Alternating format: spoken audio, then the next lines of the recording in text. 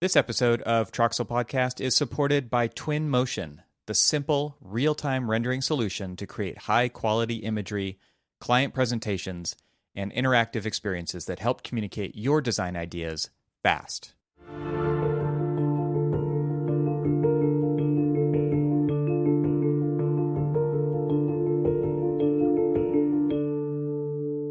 Welcome to the Troxel Podcast. I'm Evan Troxel.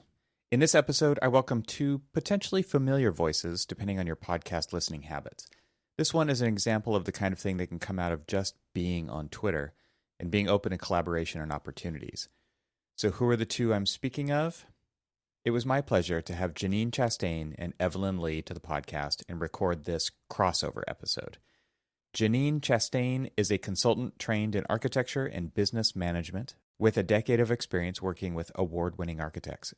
She founded Apostrophe Consulting to help architecture firms win more work, build a culture of leadership and trust within the studio, and create a pipeline for emerging leaders to grow. Evelyn Lee is an AIA Fellow, a senior experience designer at Slack Technologies, and founder of The Practice of Architecture, which is a website dedicated to helping individuals and firms identify opportunities for leadership and growth, building careers and practices that prosper in today's changing world. She's well known for seamlessly integrating her business and architecture background with a qualitative and quantitative focus to build better experiences for organizations, employees, clients, and guests. Together, they are the co-hosts of Practice Disrupted, a podcast that addresses how technology, cultural shifts, and emerging best practices in business are prompting industry disruption and transformation. In this episode, we mainly talk about why we're doing this podcasting thing. Both of our shows have a lot in common, including many guests, but we are approaching it from different angles and we bring different experiences. So we talk shop and get a little meta. This conversation includes the premise of each podcast, whether we are optimistic or pessimistic about the profession in general, what are the built-in barriers that are preventing positive change for the profession's culture of secrecy, bottlenecks in practice because of so-called sunk costs, what attracted each of us to technology, what happened to Gen X after the Great Recession, what barriers need to be addressed to implement change, the concept of found time during working from home, and why each of us decided to start our podcasts. I hope you enjoy it, and I also hope that you head over to the Practice Disrupted podcast and subscribe. They deserve your attention because their episodes have some gold in them.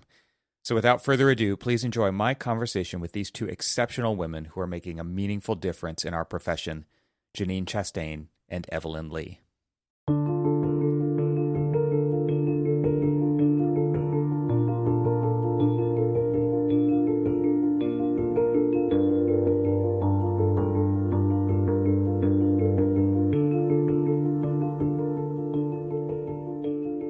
Evan, welcome. This is an exciting, kind of unique experience for us to just do a crossover episode with someone else in our Gable Media network. Yeah. So we've been, I guess, tweeting with you online. Yep. Egging me on, I think, is what Evelyn's been doing.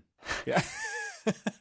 But we've had quite a few of similar guests, and I think there's a lot that we share in common between our two shows. So we thought that it would be a good idea to do a crossover episode to actually get together and talk about some of these things. Yeah, you guys have a great title for your podcast, and I don't. So you're with your title, Practice Disrupted, at least clues people in.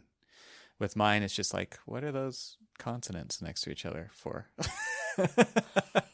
So, yeah, it's great to be here. I was actually just on a flight back from Washington, D.C., and I watched the newest in the Ghostbusters franchise, which is not that new anymore, but my first time watching it. Pretty old. And it just reminded me when you said this is the crossover episode about crossing the streams, right? So that's a good old Ghostbusters reference right there. That is a good reference.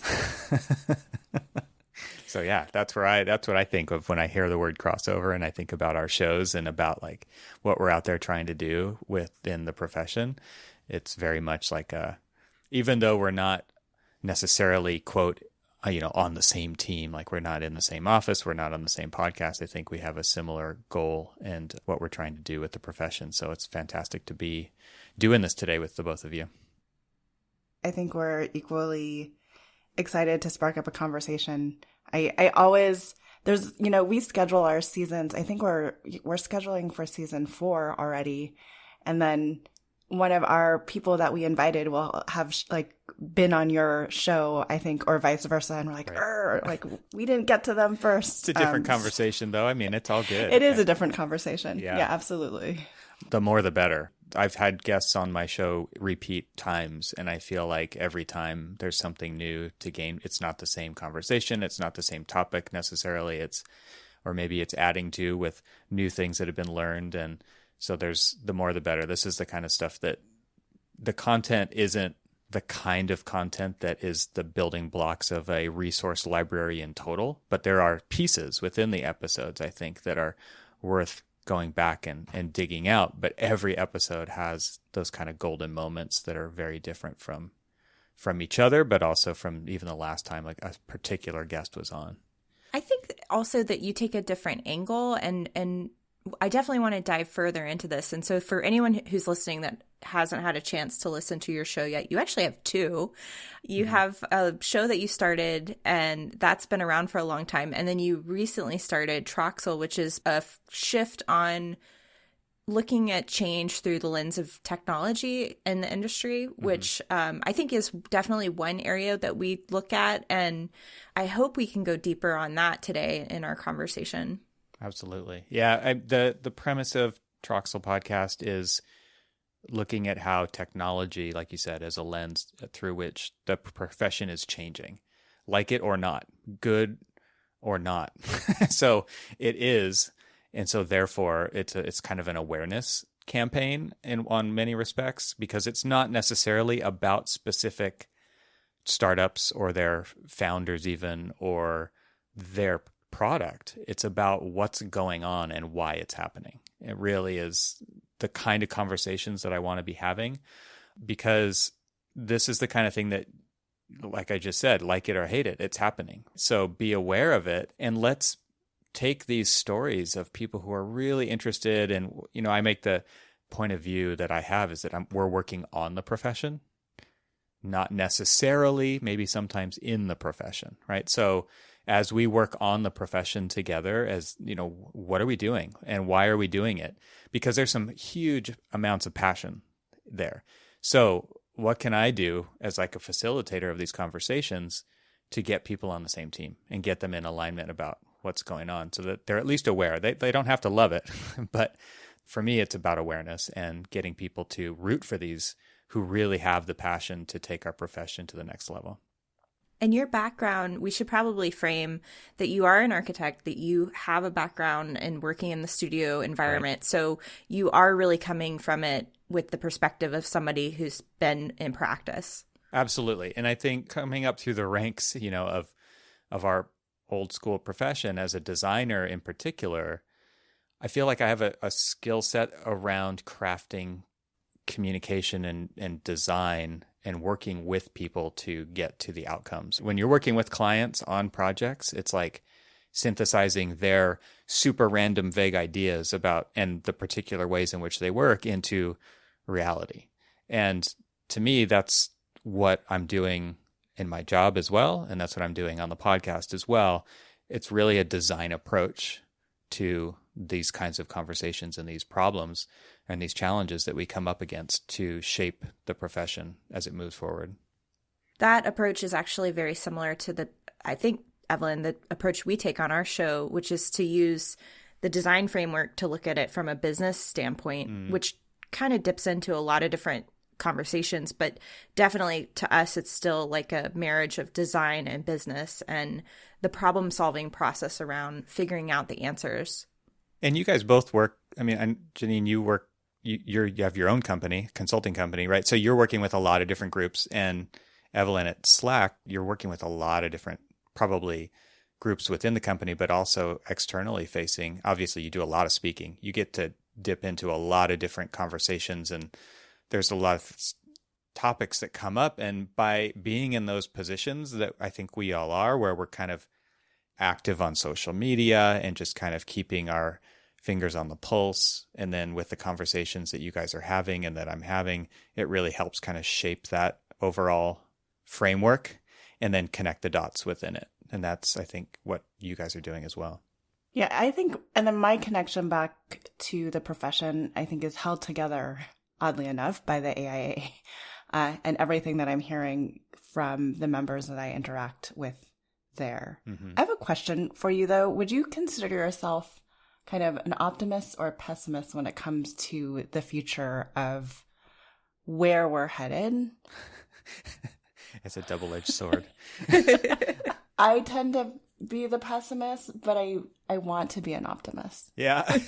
I tend to be an optimist, and I try to root myself in some good old pessimism, because it's interesting when I think about architecture and architects as a general population, I think of them as optimistic. Like, overall, it is about the future being better, and it is about positively impacting communities and change through the built environment and through the way people interact with space and what it can actually mean to somebody on many different levels, which is very different than most of the time we spend in most of the buildings that we're in.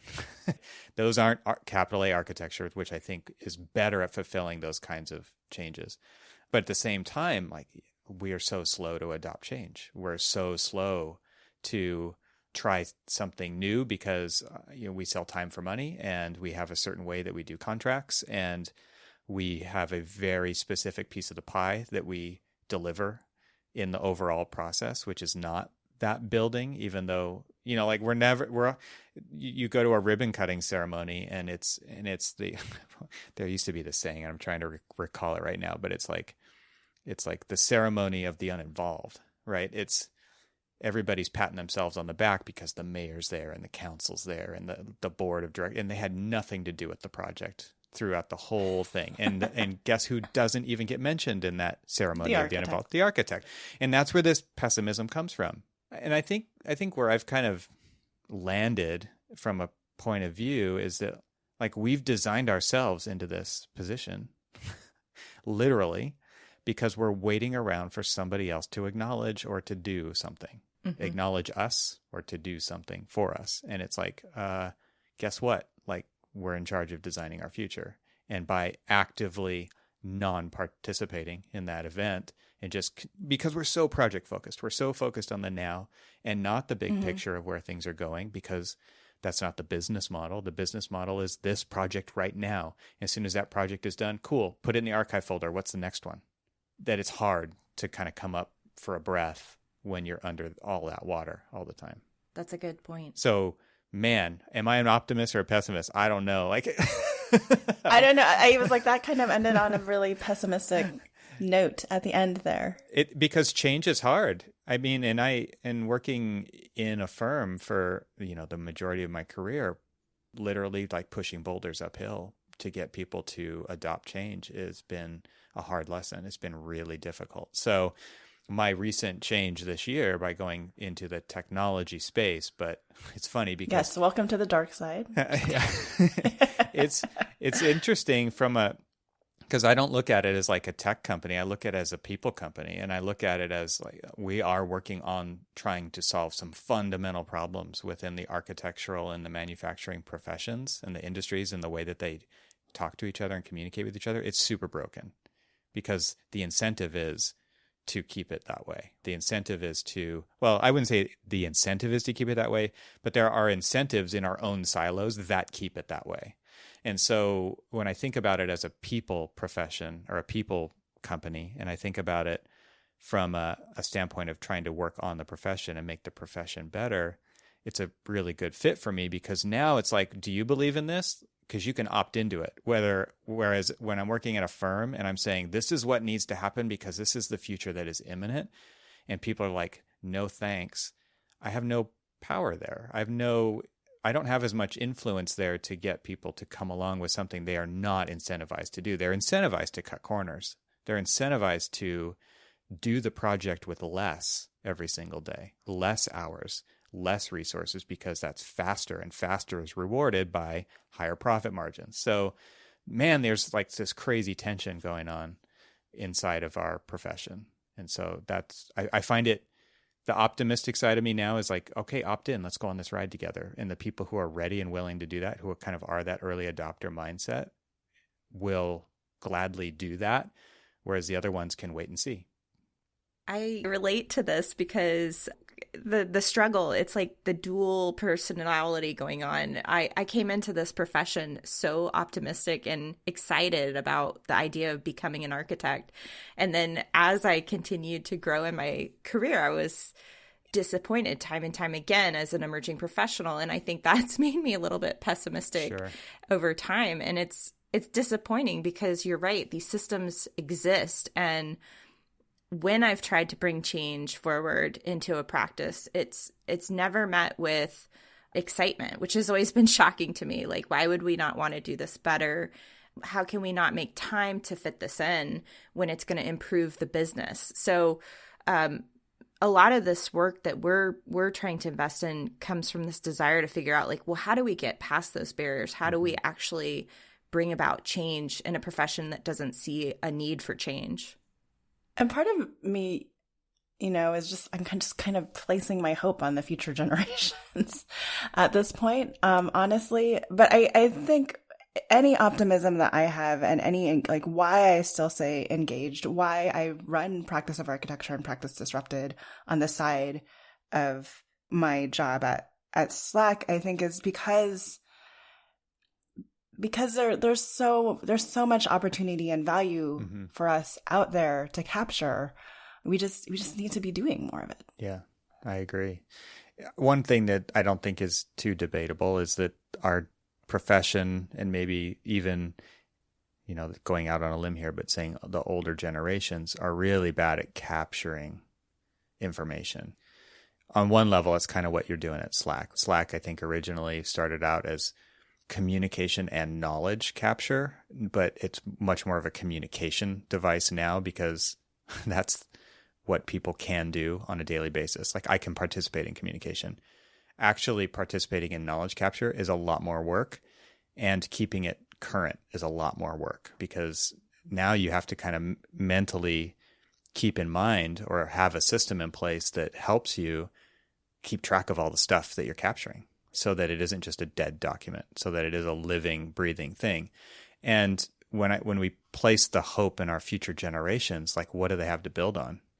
To me, that's one of the biggest things, the biggest disconnects that we have, is like, people are retiring and walking out the door with all that information. It's in their inbox a little bit, which I'll never get access to, as you know.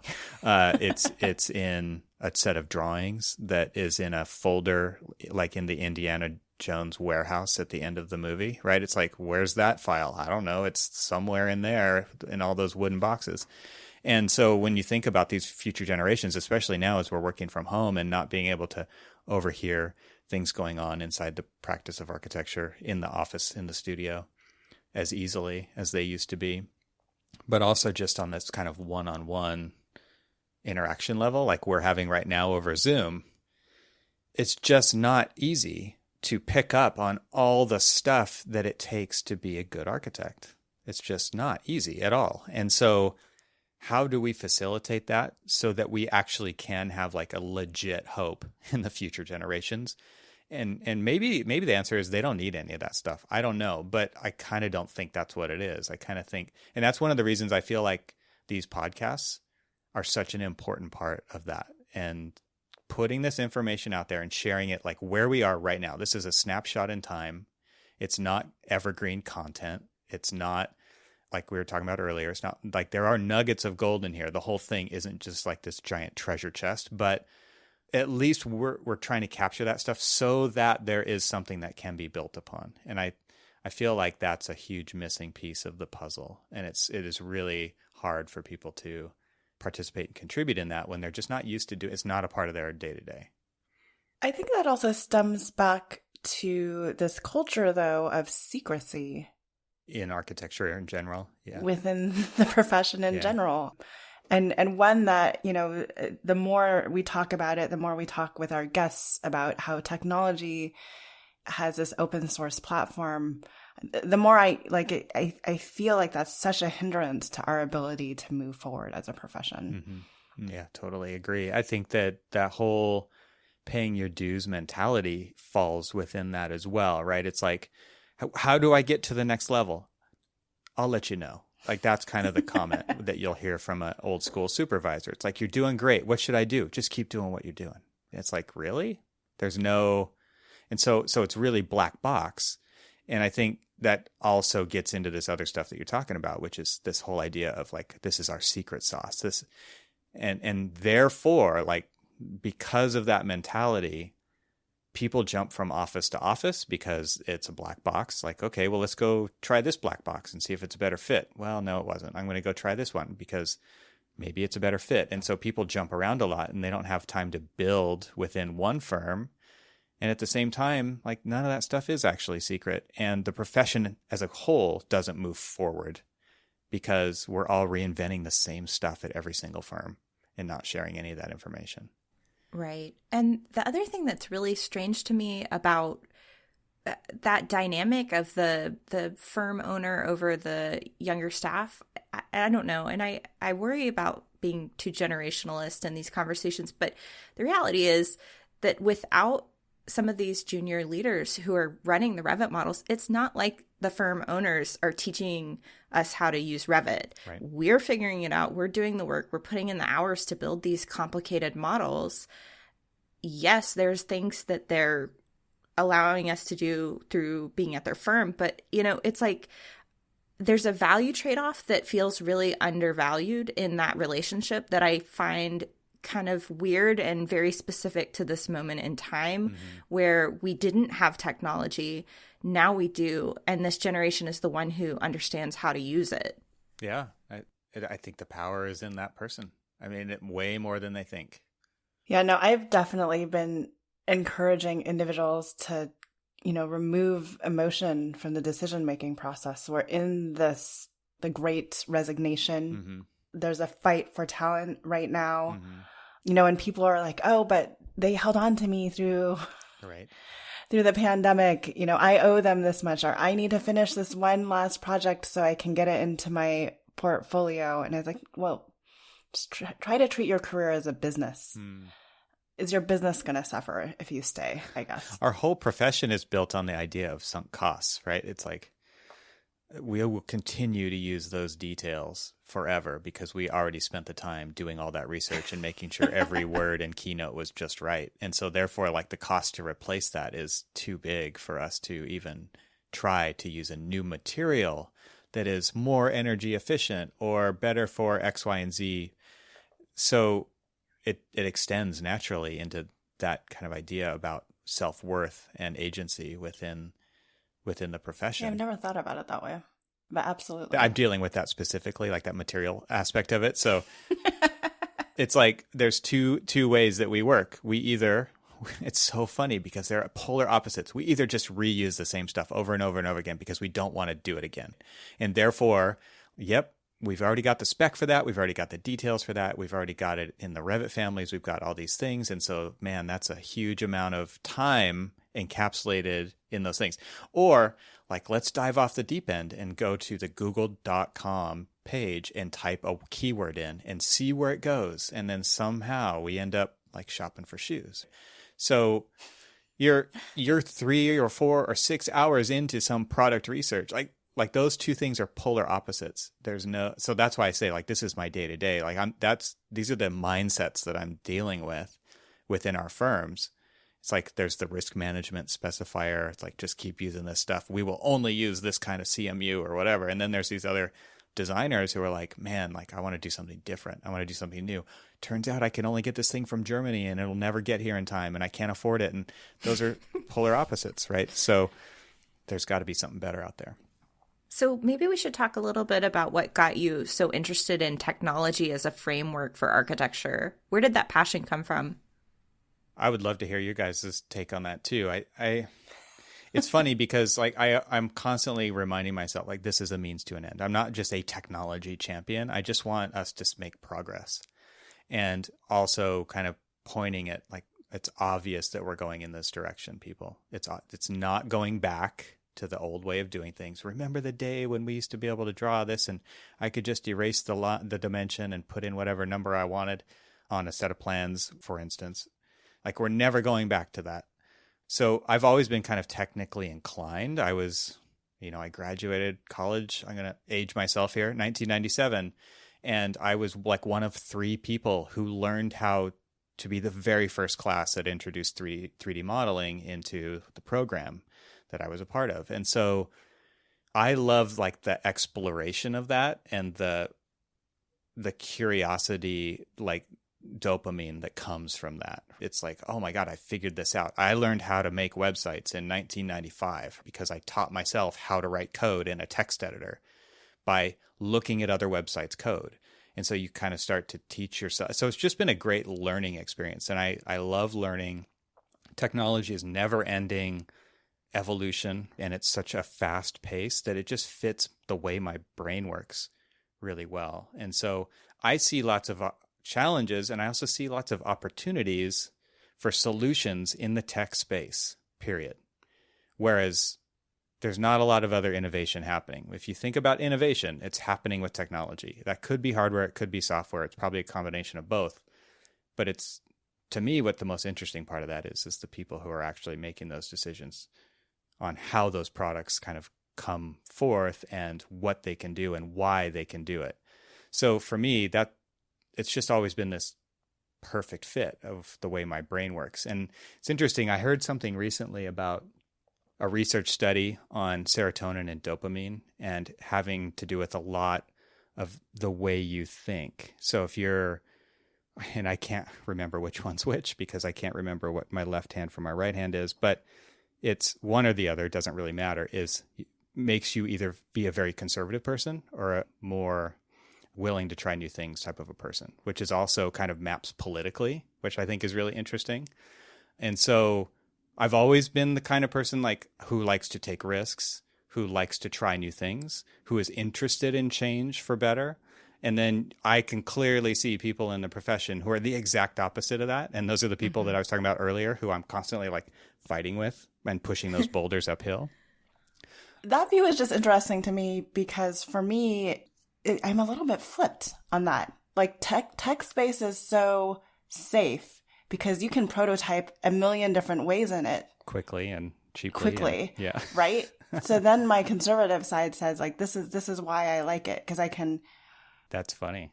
Kind of, it's almost completely flipped in terms of where you are. But depends similarly, where you draw your baseline, right? Like right, exactly. if I'm drawing mine from within the profession of architecture from where it's come from, like that is the risky model, right? Because it's just new and different. Right. But you're coming at it from a different generation and a different, like you're saying, no, this is where I'm comfortable.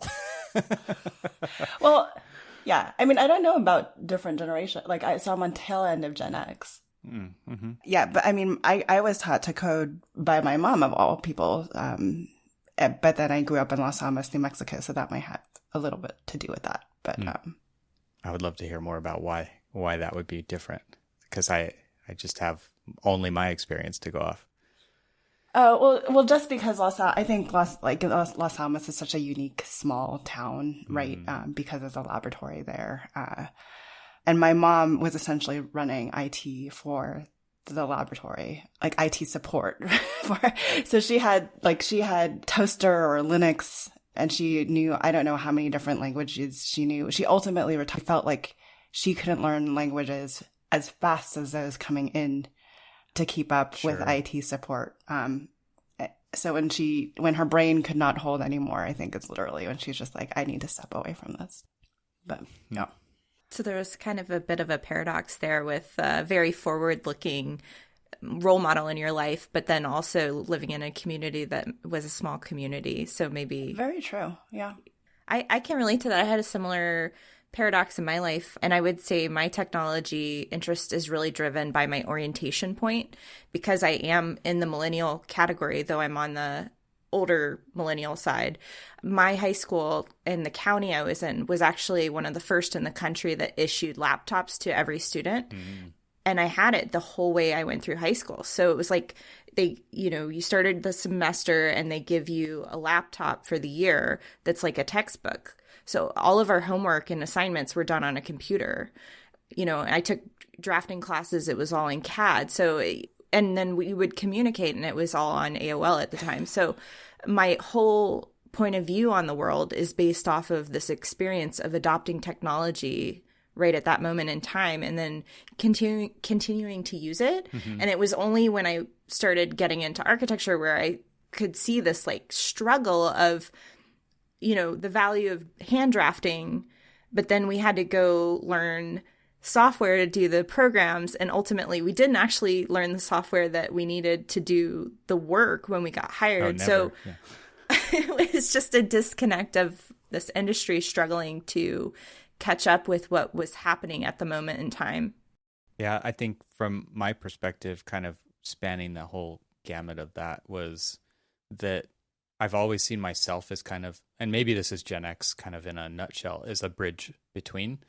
And because we chose to go along with this technology changes. Some of us did, some of us didn't. So I've always felt like and I think we've been labeled like the bridge generation to some level as well, or the fixers, right? Like I know how to make stuff with my own hands. I've got a garage full of tools. I build, I do design build. I just built a deck with a trellis and I welded and so I do all that stuff and I draw it on the computer and I model it and I can do all that kind of stuff as well. And so I can speak both languages.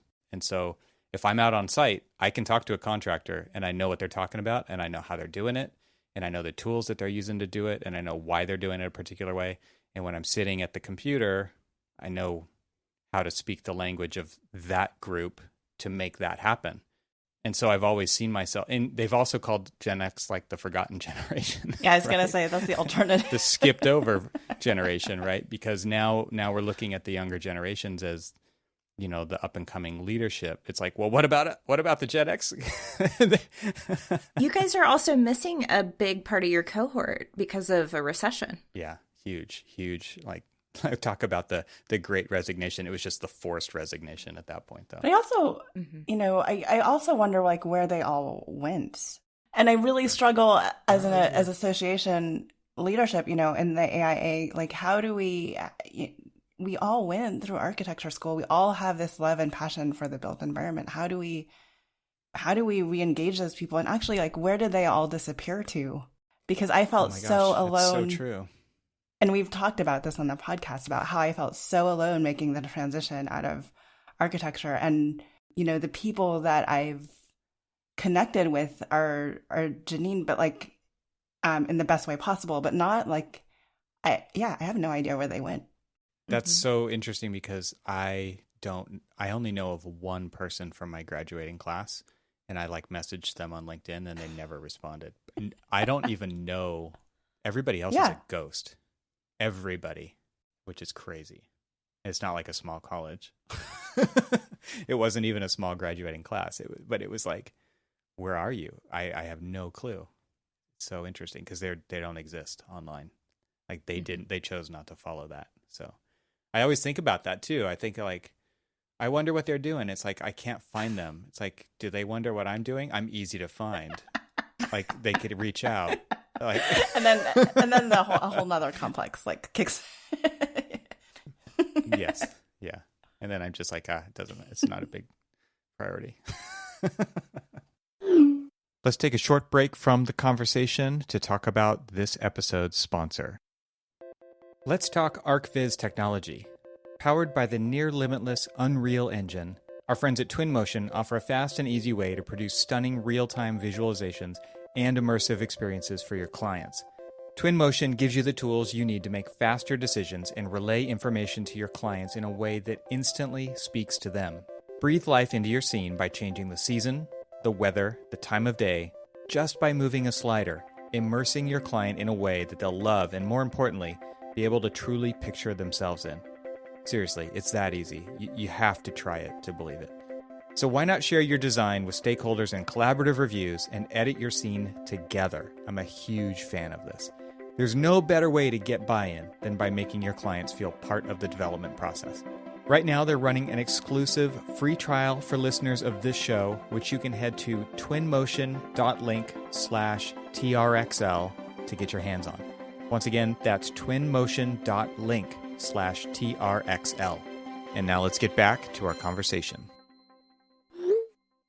So I guess we see so many compounding challenges facing the industry, and I know we've talked in depth about that on both of our shows. Maybe we should talk specifically about some of the limitations of actually implementing change and what barriers we think we need to get past to push the profession forward.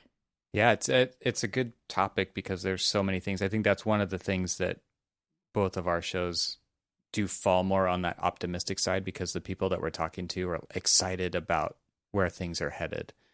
And they aren't necessarily excited for where things are headed for you, the person in the firm, because everybody's kind of choosing their own adventure on that side of things. But overall, it is an optimistic point of view, at least for, in their startup, I'm sure. Like, they wouldn't be doing it if it wasn't. But for what it can do for the profession, I think is highly optimistic. So on the other side of that, what are the limitations that people are actually dealing with? And I think, we hit on one of them earlier, which is the ability to capture knowledge, not data, knowledge.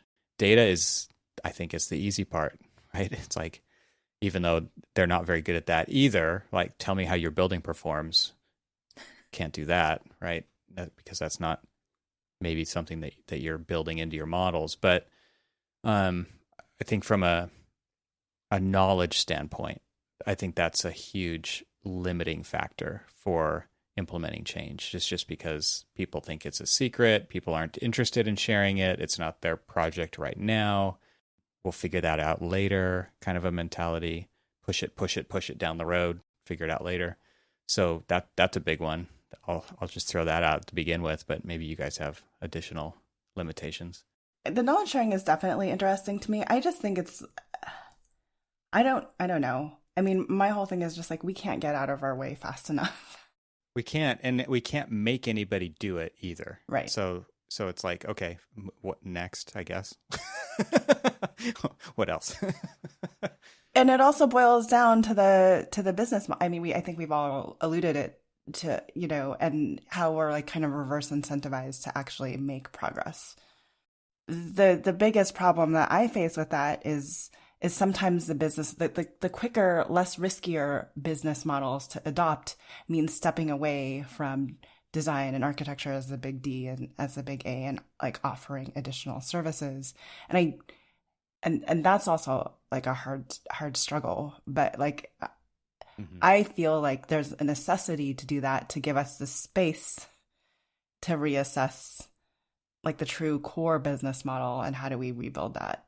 That's a huge, I think I agree. It's a huge limitation for a lot of people, is getting out of their identity as an architect with a capital A, or a designer with a capital D, or a project architect, or a technical architect, or any one of those things. It's like, this is what I was trained to do. I'm really good at it right here, right now. And to dilute that focus and place it upon other things that are more of a question mark in my mind as that person, man, what a hard sell. It's like, I can continue to do what I'm really good at and what people tell me my value is, versus my curiosity to go potentially chase something that could never pan out. I have to respond, is it truly valuable? Because we always complain about not getting paid for our value, right? So yeah. I have been really focused in on this people piece, because for me, that's where the answer is. I think we can put the systems in place and teach people the technology, but it really, I think it's the mindset. And I've done a lot of stuff with AA on leadership development, and then now I'm getting into this mentorship piece, but I'm trying really at the individual level to work with people. And I like working with people who are interested in change, but even those who aren't, just to see the potential, to get them past the barriers that they think there's these assumptions that the world has to be this way, I have to do it this way. And to be like, do you really have to? Right. I mean, most of the time, what I've found with my friends, and my husband talks about this often, is like, when you're on a deadline with a client and it just feels like everything's on fire and you're trying to get this project done, and then you're going to the job site and you've got an issue you've got to resolve, that there's no time. And so like, time, I think, is like a really great conversation to just talk about, and helping people step back from their feelings of the idea that they don't ever have time to do all of this stuff. Mm-hmm. You know, if we create more time, if we create systems that allow for more time and efficiency, then you prioritize differently. And I think there's so many parts of this conversation that I get excited about, but it's always about like unlocking that one thing that someone thinks is true and challenging it. Seems like right now is a great time to have that conversation, or it has been, because everybody had a larger chunk of found time on their hands. And we've all read the studies about how productivity went way up because they're not doing these other things, and they've filled those gaps with work. Let's just call it work, whatever it is, right? But, you know, even with the invention of mobile and how tiny it's gotten, and like AirPods, when you're doing the dishes, now you can be multitasking, right? Because doing the dishes is kind of like driving in a car, and it's kind of like you're on autopilot. So you can be learning through osmosis at that time, or when you're walking the dog, or, you know, things like that, where it's like this found time has made you more productive. So you can inject maybe those times, maybe not with work, but maybe with learning that then directly applies to work. And so I think that it's like, if you can't point at this recent last year as an example of what you're talking about, Janine, then there's no getting through. But I think for a lot of people, it should be easy for them to cross the bridge into that conversation to say, no, look, really, like, here was a great example. And if we can automate or use technology or whatever those things are to take care of the dumb stuff, like, wouldn't you like more time to solve the meaty problems that actually will have meaningful outcomes to these various groups, and especially ourselves? Like, and we're always last. Like, we're not going to treat ourselves best in the beginning, but I do feel like a lot of that time can be applied back into the profession and steering it to where it needs to go. I just don't think people are prioritizing their time like that, though. I don't either. No, I think there's like a big fear that if they take their foot off the gas, everything's going to fall apart. And one of the things I did learn from Lean is that, like, when you slow down to go fast. You put an organizational system in place so that you can speed up. Mm-hmm. And I've seen over and over again, many architects are very unwilling to do that because they're like, oh my gosh, if I don't respond to this client right this second, you know, it's an emergency. If we don't get an answer out to our GC, you know, it's just like catastrophe. So, you know, there's never a willingness to slow down, to go fast. Mm-hmm. Totally agree. You see it all over the place, and kind of also just setting poor expectations when you do respond in 30 seconds to the thing. It's like, well, okay, they're always going to respond in 30 seconds to the thing. And so now I'm their highest priority just by default. And so it does become a slippery slope of it takes the balance away from your life and from a balanced life. So it's impossible then to slow down because you're always just in reaction mode. Exactly. And I think that's something that I would say a big takeaway Evelyn has shown me is just this strategic thinking is a method to allow you to be more intentional. Like, that's the point. That's why people get excited about it. It's a value system back to time and aligning with your priorities and not being so reactionary. I want to come to talking about the podcast because, Evan, you've done an extended portfolio of podcasting. Mm-hmm. And so I'm so interested to hear, you know, what are big things that you've learned through that process, and like things that have helped you even improve as an architect by having these conversations? I think the biggest thing, so one of the reasons I started podcasting was because I didn't feel like I don't necessarily want to pin it on like the company that I was working with, but let's just call it the profession. Didn't invest, wasn't interested in any one person in particular who is very interested in a trajectory that is not the normal. And I think a lot of people feel that way, right? They feel like, my God, I could go so much faster. I could do so much more if you would just let me, right? So it's kind of like waiting around asking for permission. And so my starting the podcast was like, screw it. Let's make something happen and be open to the opportunities that come from it. And it wasn't like super intentional, but it turned out to be a really good decision to make because it opened up a ton of opportunities that nobody else would ever get, and B, just you could never see it coming. You never know. And so just kind of being open to what's possible with that, I think it was a really fun journey to go on. And so that to me is probably the biggest influence back into the profession, is just being really open and being really curious and going outside of your usual echo chamber, which is like the office, right? Because it's so funny. Architects love hanging out with architects until they don't. Even happy hours with a bunch of other architects who are complaining about the same things that you just spent all day complaining about, right? That's another thing I think that actually makes us so like, we can't get out of our own way fast enough, and we only complain to other architects. And then we pile it on more. So therefore, yeah, exactly. So, and that was, one of the big things about even branching out to another podcast myself was to expand the range of conversations and topics, because ArchiSpeak is very much about the day-to-day, what it's like to work in an office, and really exposing that, and like the good and the bad. There's great stuff that especially older generations of architects will just tune in just so they feel like they're back in the studio. We've had those comments, that feedback given directly to us. It's like, man, I just turn it on so that I feel like, even though I'm sitting alone at my drafting table in Vermont as a retiree, I feel like I'm in the studio again. But then we also get the students who are like, oh my God, thank you for showing us what it's actually like, because our professors don't know. They don't practice, right? They're academics. So that to me has been, I think that's valuable, but it gets kind of like what we just talked about, what Evelyn just mentioned, which was like it becomes kind of this circular conversation, right? Like that we can't get out of our own way. And we're kind of, did we say that already? I'm pretty sure we did 3 different times, but maybe this time it's a little different. We used a different word. But to me, expanding that out to tech and to, which is, there's constantly kind of fresh stuff there to talk about. And then using that as a tool to come back to practice with, and saying like broader range of experiences equal better designer. I fully believe that.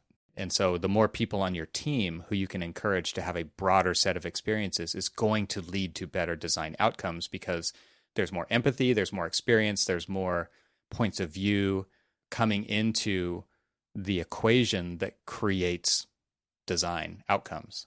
So that to me has been probably one of the biggest benefits of going into podcasting, but it doesn't stop there for me. It's adventure, it's travel, it's stuff like that too. I also think it's like all best intention, right? Like I know leaders out there who want this, but bring that into their firm, but then they don't give voice to those people. So it's almost like a marketing ploy. Like, yep, we hired this diverse group to work the same as we've always worked.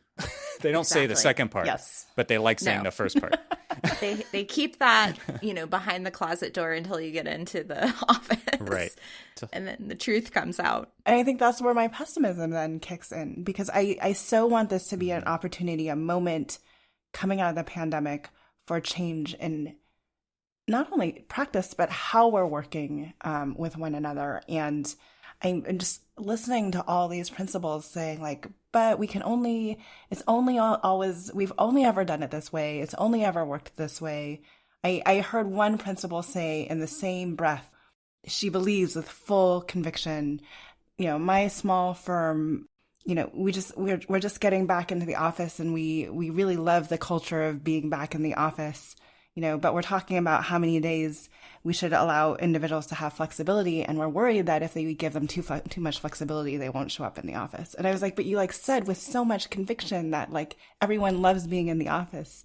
And yet, that they all want greater flexibility, and that's going to change the dynamic. So that's where you need to start to create change. Yeah, totally. That one statement is at odds with itself, because it's like a personal preference that is applied to everybody to start it off. And then there's the reality of it. Yeah, it's interesting. How can firms think that they will be a thing in the future if they're limiting their staff demographics to within 30 miles of their office in a technology-based society that we live in nowadays. That to me seems super, super short-sighted. And we've been operating. I mean, we have architects of record, right? We have residential architects that design incredible residences all over the world. Like those systems were in place pre-pandemic. Yeah. I think we're going down tangent here. Yeah, I know. Yes. Sorry. Well, what about you guys on your podcast side, and how does that influence what you guys are doing now with your day-to-day main jobs? I think that I felt so restrained working in my career the past 10 years. And the podcast has been a way to break free from that.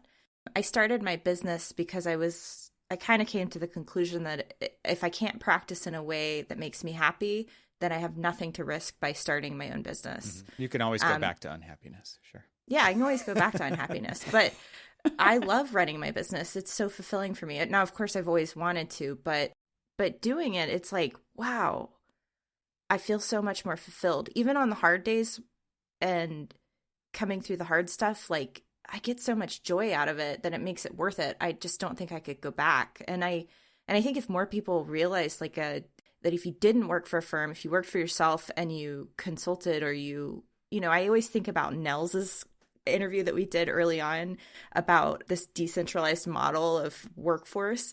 I really think that's the future because I feel so much joy in the way that I'm working now, unconstrained. I take on the projects I want. It's hard. It challenges me, but I get so much reward at the end of the day. But the podcast has been therapeutic, to be totally honest.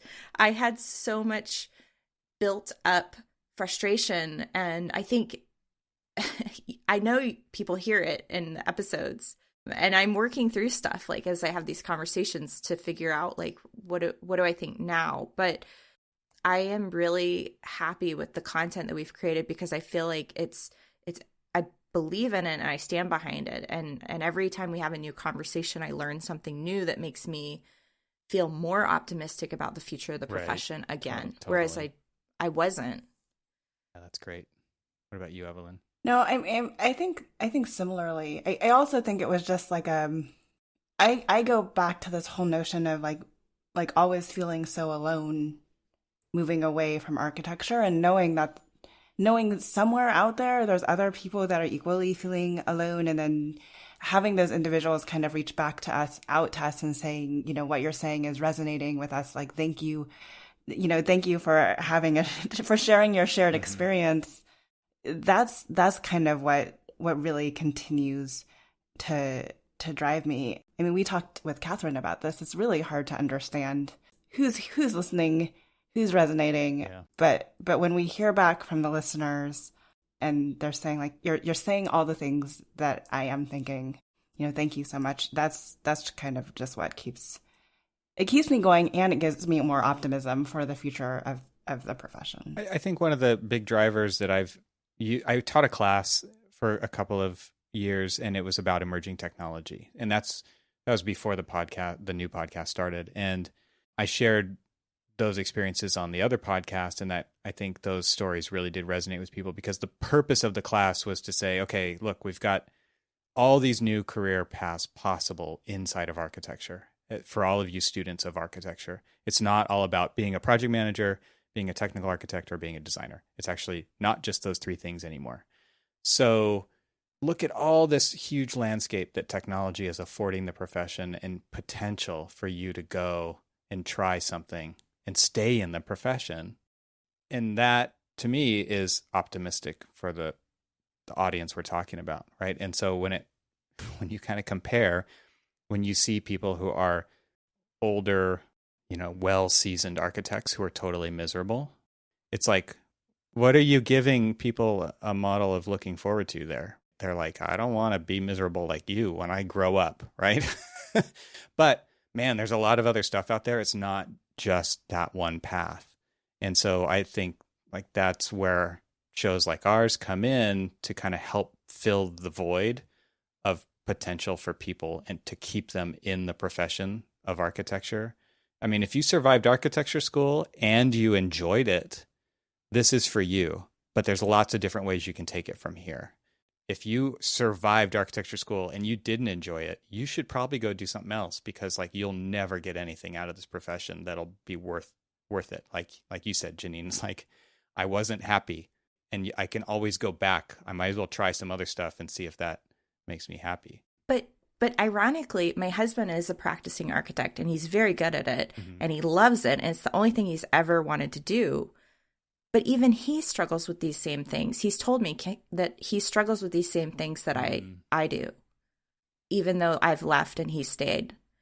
So it's universal, and I think a lot of architects still experience it, whether they admit it or not. They just accept it. Mm-hmm. There's a lot of acceptance of the status quo, that's for sure. Like going back to the beginning, getting out of our own way. It's pretty hard. And the sunk costs. Like I spent 5 years, I got my BArch, I got licensed. How could I ever? Oh, my wife's in that boat majorly. She same thing, got her master's in architecture. Now she deals with Revit on a daily basis, and she's just like, I hate this so much, but I feel like I have to pay off my debt with this tool. And it's like, what a terrible spot to be. Tell her to come have a conversation with us. Okay. Just kidding. I feel like we've gone into kind of a dark place, you guys, and I do feel like we should come back to our optimism, which is what we're here to do through our shows. So maybe we can share some closing thoughts about optimism and where we're heading with the future of the profession. Well, one thing that I've been really excited about is just the guests that have been on the shows. And like you said earlier, Evelyn, like there has been crossover of guests, and that's maybe similar topics, but totally different conversations. And I think getting those multiple points of view has been really great. Like that's actually a benefit and kind of a tool for the listeners to get different perspectives from the same person on different shows. And so, I mean, that's something that I'm really excited about, is the future of our shows and the guests that are yet to be on or who are going to be on again. You guys said that you already planning like year 4. So what are you, or season 4, I should say, but what are you guys, what are you excited You could be planning out to year 4. At this rate. That would be some super skills, man. I can't do that.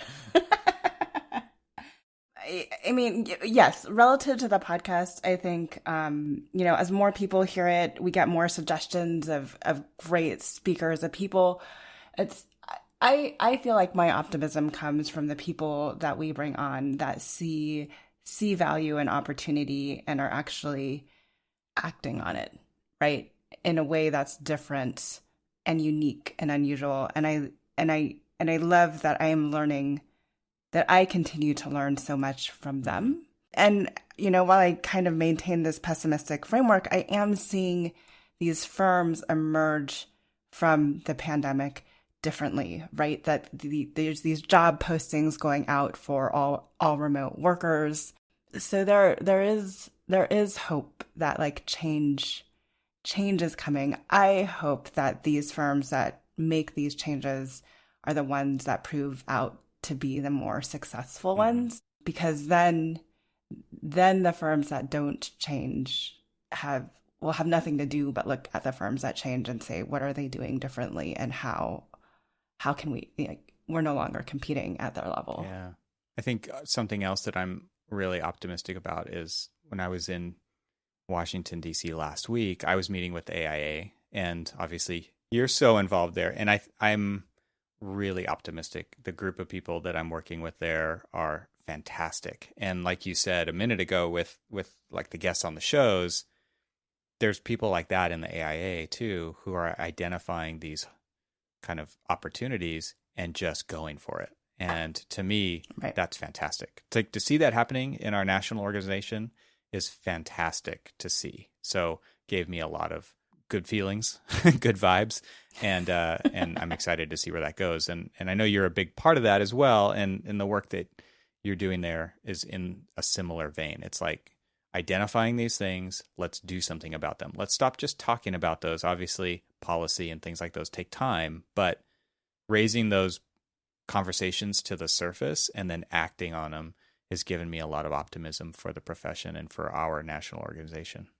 Right. And I think it's such a funny thing too, right? Because people outside of the AIA are always complaining about the AIA. Frankly, In the AIA too, it's like, I'm a member. What are they doing for me? I'm like, well, yeah, you're but a part of it. but if you talk to all the leadership though, like we're not happy with where we are. Not content, right? We're not content, and that's why we've taken up these volunteer leadership roles to push things forward and to make change. And in many ways, that's how I found my people. So I guess we're not complaining from the outside. We're not complaining as the mailbox member. We're trying to, I guess, be a little bit more active in our complaints. And I guess if circling back full circle to what you said at the top of our conversation, we have the ability to design our own way forward.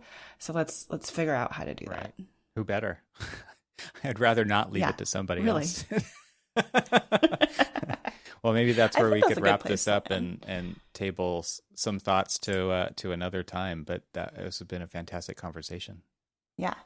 Thanks so much. I'll include a link to your show, and this is a crossover episode, so it's happening in two places at the same time. We'll release these episodes together in hopes that listeners of our shows will go listen to the other shows and like round out these conversations and just bring more input to the landscape that we're participating in.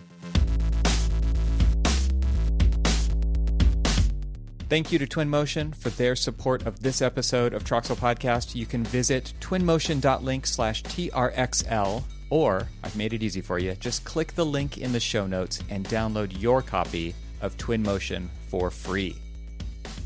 This show is part of the Gable Media Podcast Network. You can see all the shows at gablemedia.com. That's GABLMEDIA.com.